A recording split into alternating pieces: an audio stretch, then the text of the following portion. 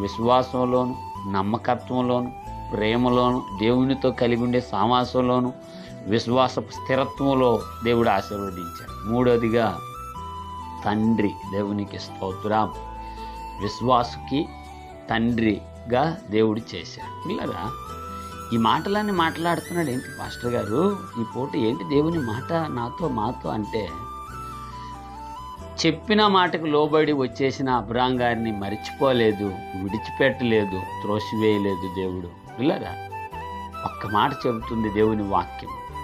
నువ్వు నీతిమంతుడివై ఉండి దేవుని కోసం సమస్తాన్ని విడిచిపెట్టుకున్న బంధువులని, అక్కజెల్లెలను, అన్నదమ్ముళ్లను, ఇంకా నిజంగా చెప్పాలంటే ఏమండి, సొంత భార్యను వదిలేసిన పరిస్థితులు కూడా కొందరు ఉన్నాయి. సొంత భర్తను వదిలేసిన వారు కూడా కొందరు ఉన్నారు. ఎందుకంటే దేవుని కోసముగా చేయబడిన మాటలు. అందరూ కాదు, కొందరు